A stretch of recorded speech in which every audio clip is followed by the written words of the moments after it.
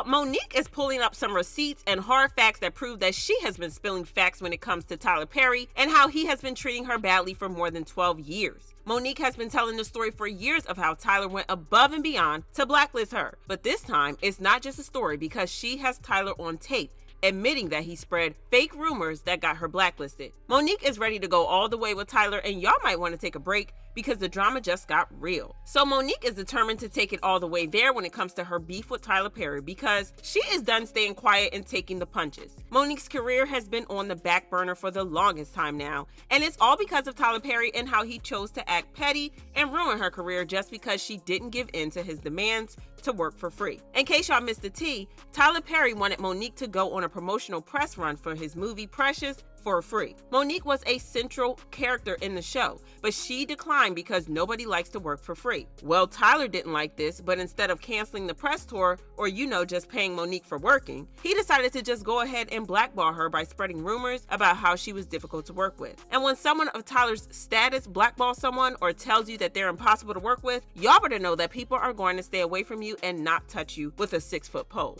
And that's what happened to Monique because she became a pariah. Tyler has always denied having anything to do with Monique's issues, claiming that whatever happened to Monique had nothing to do with him because he didn't do anything to her. He insisted that whatever happened to her career was her own fault and had nothing to do with him, and she was just using him as a distraction from her real issues. But Monique hasn't backed down in her fight, and she has continued to talk about how Tyler and Oprah ruined her life. She has never stopped talking about this, and when she went on Shannon Sharp's Club Shay Shay, she said the same thing and dragged Tyler for blackballing her, and then lying in her face and playing with her by acting like he doesn't know what he did.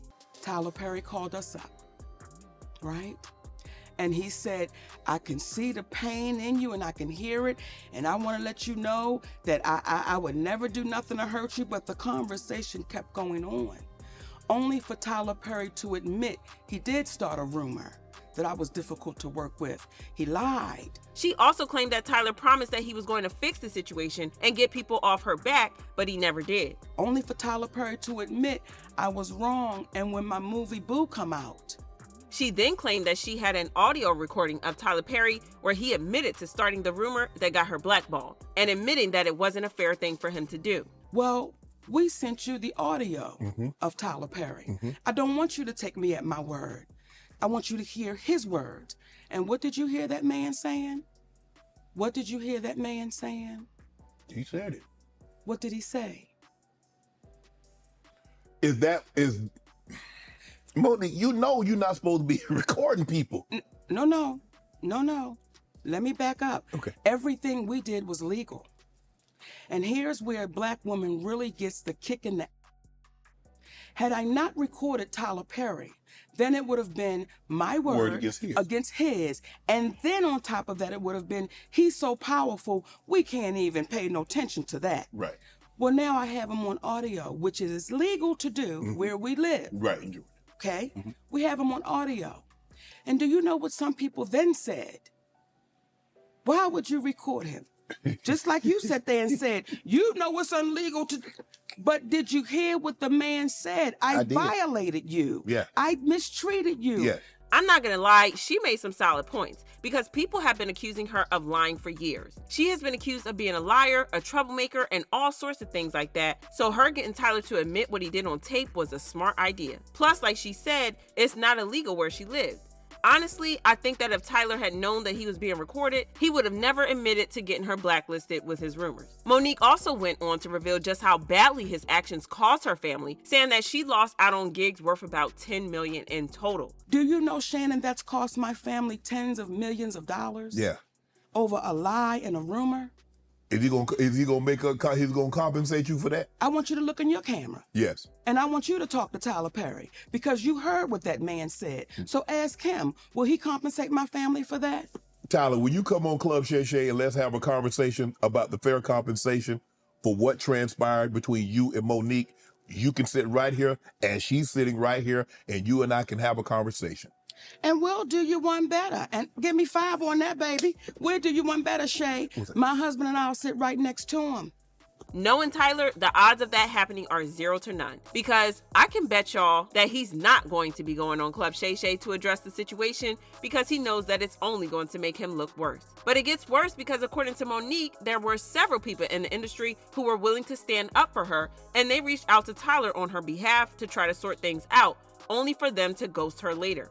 With this whole situation, and some of the people that Kat talked about, ironically, I have this issues with those same people. There were people that reached out to Tyler Perry on my behalf. Okay. And I was grateful for that. Okay. There was Al Sharpton, the Reverend Al Sharpton, civil rights leader. Yeah. I sent him that audio. He listened to it. He said, baby, what that man did to you was wrong, and you're like my daughter. And we're going to have to get him to fix that. Right. We didn't hear from Al Sharpton for 6 months. The next time we saw Al Sharpton, he was on a podium talking about we don't need to fly commercial because we can fly Tyler Perry's private jet. I said, that's why maybe I'm not hearing back from him. Okay. Then we had our beautiful sister, Stephanie Mills. Yes. Okay. Who is, she don't play. Yes. Right? Mm-hmm. I told her what happened, sent her the audio. Now, I don't know if she listened to that audio or not, but however, she called Tyler Perry. She said, Monique, Tyler Perry does not want to revisit this. Okay, fine. Right. While we're on the phone, Tyler Perry calls her back and says, I will meet with Monique, but not with her husband. Now, you ready for this? Yeah. And then Monique has to apologize publicly to say Oprah and I had nothing to do with messing up her career. So from the looks of things, he was turning people against her who she had on her side. And he didn't stop at that because he then tried to get her to apologize to him when he was the one who blackballed her to start with. Girl, it's the audacity for me. But that's not all, because the same thing happened with Kevin Hart. After Tyler Perry got Monique blackballed, she claimed that Kevin Hart had reached out to her, promising to work with her regardless of the blacklist, saying that he was going to have her back. Kevin Hart. Now, you know when Cat Williams said gatekeepers? Yeah. Kevin Hart, I do his podcast. Yes. And I want y'all to re-listen to the podcast so you can hear it for yourself. When he first comes on, he says, you're like my mother, you're like my aunt, you're like my sister. Okay? Mm-hmm. Then we do the podcast. We speak about the Tyler Perry situation. Oprah Winfrey, he said, I don't really know Oprah, but I'm going to reach out to Tyler. I appreciate that. Kevin kept his word. He reached out to Tyler Perry. Kevin Hart called me back about maybe a week or so later. He said, Mo, I talked to Tyler. He said he don't want to revisit it. He said, but I tell you what, let's move past that, Mo. Let's just move past that and let's just do great things. So whatever That's what Kevin said. I want you to hear me, Kevin Hart.